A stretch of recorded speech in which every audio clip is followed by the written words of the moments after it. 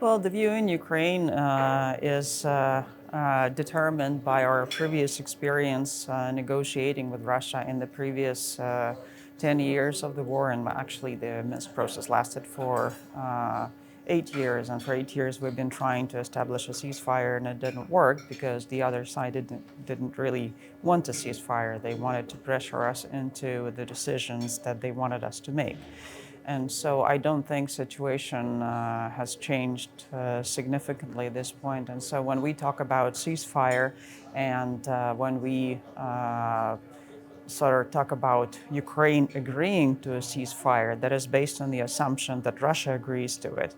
And the question is, does it? And the answer, probably not, most likely not, because if you see what Russia is doing, despite of the messages it's trying to send, it's actually preparing for a long-term confrontation by putting its economy on the war footing, by ingraining the narratives that became the basis for this war into the Russian textbooks and making those textbooks obligatory for all students.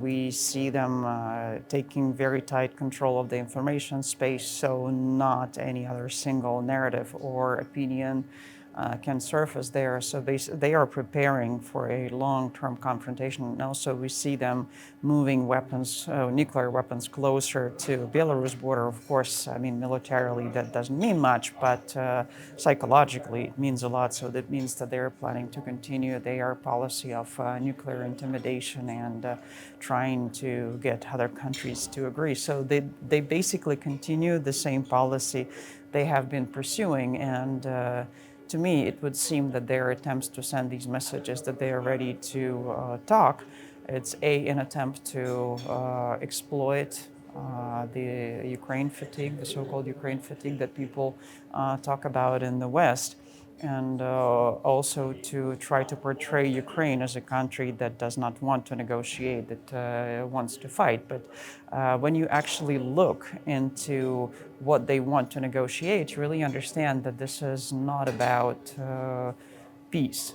This is actually about grabbing more Ukrainian territory, because the premise of their proposition is like, well, you have to accept the reality on the ground. And what they mean by that is the fact that they announced that for Ukrainian regions, in addition to Crimea that they had annexed back in 2014, they want the world to accept that those regions that they do not even control at this point, that they are Russian territory. And so you accept that, and then from there we start negotiating. And so this is definitely not about a peace agreement.